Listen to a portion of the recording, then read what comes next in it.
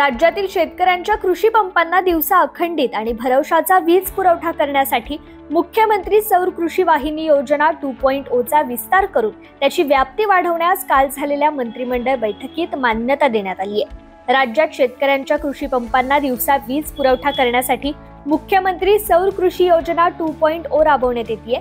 या मिशन मोडवरील योजनेतून 2025 पर्यंत सौर ऊर्जा निर्मिती क्षमतेचे उद्दिष्ट वाढवून 9000 मेगावॉट अधिक उर्वरित 7000 मेगावॉट असे 16000 मेगावॉट विकेंद्रित सौर ऊर्जा क्षमता निर्मिती उद्दिष्टास मान्यता देण्यात आली आहे। यामुळे राज्यातील 100% कृषी पंप ग्राहकांना दिवसा वीज पुरवठा करण्याचा उद्देश साध्य होणार आहे।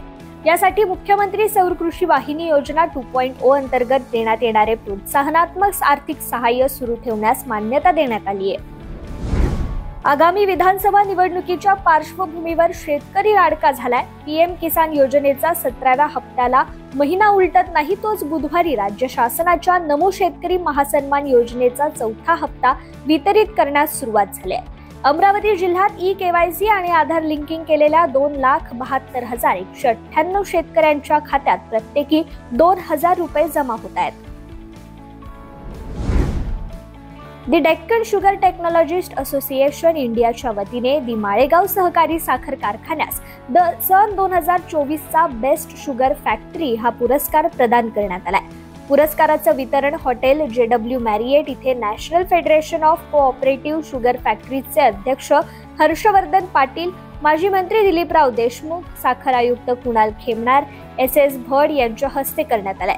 यावेळी महसूल मंत्री राधाकृष्ण विखे पाटील यांनी ऑनलाईन मार्गदर्शनपर भाषण केलंय। हा पुरस्कार स्वीकारण्यासाठी कारखान्याचे chairman Keshavrao Jagtap, vice chairman Tanaji Devkate, संचालक बाळासाहेब तावरे, रंजन कुमार तावरे, योगेश जगताप, सागर जाधव, बन्सीलाल आटोळे, तानाजी कोकरे, संजय काटे, सुरेश खलाटे, अनिल तावरे आदी उपस्थित होते। राज्यातील सहकारी साखर कारखान्यांना राज्य सहकारी बँकांकडून कर्जासाठी शासन हमी देण्यात येते।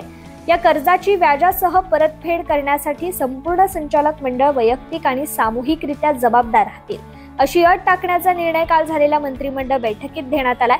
बैठकीच्या अध्यक्षस्थानी मुख्यमंत्री एकनाथ शिंदे हे होते। संबंधित संचालकांनी कर्ज वितरणापूर्वी बंधपत्र सादर करावयाचे आहे। सध्याच्या संचालक मंडळातील संचालक मयत किंवा अपात्र झाल्याने नव्याने पदभार घेतलेल्या संचालकांनी पदभार घेतल्यापासून 10 दिवसाच्या आत या संदर्भात बंधपत्र द्यायचे आहे। या कर्जाची संपूर्ण परतफेड होईपर्यंत निवडून आलेल्या संचालकांकडून पदभार घेतल्यापासून 30 दिवसांच्या आत बंधपत्र द्यायचे। यापूर्वी वैयक्तिक मालमत्तेवर कायदेशीर बाबींची पूर्तता करून या कर्जाचा बोजा चढवण्यात यावा अशी अट होती। त्याऐवजी वैयक्तिक आणि सामूहिकरित्या जबाबदारी टाकण्यात आली आहे। जालना जिल्ह्यात मागील काही दिवसांपासून रिमझिम पाऊस सुरू असून ढगाळ वातावरणाचा परिणाम आता कपाशी, सोयाबीन, मका आणि इतर पिकांना जाणवतोय। या पिकांवर मोठ्या प्रमाणात विविध रोगांचा प्रादुर्भाव झाल्याने शेतकऱ्यांकडून आता पंपाद्वारे महागड्या कीटकनाशक औषधाच्या फवारणीला वेग आलाय। आठवड्यातून एकदा ही फवारणी करावी लागत असल्याने उत्पादन खर्चात भर पडणार असून कृषी विभागाने शेतकऱ्यांना मार्गदर्शन करावं अशी मागणी शेतकरी वर्गाकडून केली जाते। केळीची घड काढणीचा कालावधी जून महिन्यापासून सुरू होतो। यंदा मात्र जून महिन्याच्या अगोदरच केळीचे घड काढणीस सुरुवात झाली आहे, परंतु केळीला भाव काही मिळाला नाहीये। 3 महिन्यांचा कालावधी गेल्यानंतर केळीच्या दरात वाढ झाली होती। चांगल्या दर्जाच्या केळीला प्रति क्विंटल 2300 रुपये दर मिळत आहे। हा दर एक आठवडा सुद्धा राहिला नाहीये। पुन्हा दरात घसरण झाली असून शेतकऱ्यांना यंदा मात्र केळीच्या दरात चढउतार होताना डोकेदुखी ठरली आहे। नैसर्गिक संकट, पाणी टंचाई आणि लागवडीपासून मोठा खर्च करून जतन केलेल्या केळीला तुटपुंजा भाव मिळत होता। त्यामुळे उत्पादक शेतकऱ्यांना आर्थिक फटका बसला होता। परंतु श्रावण महिन्यापासून केळीच्या दरात सुधारणा झाली आहे। काही प्रमाणात शेतकऱ्यांना याचा फायदा झालाय। सोलापूर जिल्ह्यातील करमाळा तालुक्यातील वाशिंबे या गावातील सिव्हिल इंजिनिअरिंगचं शिक्षण घेतलेल्या अभिजित पाटील यांनी लाल केळीचं यशस्वी उत्पादन घेऊन लाल केळीच्या शेतीचा यशस्वी प्रयोग केलाय। लाल केळीला सध्या बाजारात मोठी मागणी आहे। सध्या 1 किलोला 55 ते 60 रुपयांचा दर मिळतोय। 4 एकर क्षेत्रावर 600 टन माल निघाला होता। यातून त्यांना खर्च वजा जाऊन 35 लाख रुपयांचे निव्वळ उत्पन्न मिळाल्याची माहिती पाटील यांनी दिली आहे।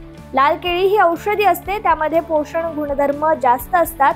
मुंबई, पुणे, नागपूर या मेट्रो शहरांमध्ये उच्च आणि श्रीमंत वर्गामध्ये मोठ्या प्रमाणात लाल केळीला मागणी आहे. तसेच मोठ्या 5 स्टार हॉटेलमध्ये देखील लाल केळीला मोठी मागणी आहे. पहिल्या 4 एकर क्षेत्रावर लाल केळी होती. यावर्षी आणखी 1 एकर क्षेत्रावर लाल केळीची लागवड केली गेली आहे.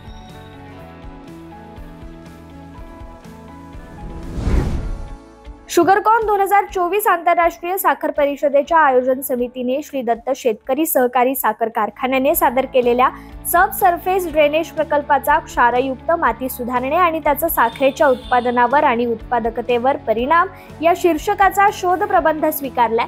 16 ते 19 सप्टेंबर दरम्यान ICISF क्युनहोन रिन धिन व्हिएतनाम इथे आयोजित IPSPIT 8व्या आंतरराष्ट्रीय साखर परिषद आणि शुगरकॉन 2024 परिषदेत याचं मौखिक सादरीकरण होणार आहे, अशी माहिती अध्यक्ष रघुनाथ पाटील, उपाध्यक्ष शरदचंद्र पाठक, गणपतराव पाटील यांनी पत्रकार परिषदेत दिली आहे.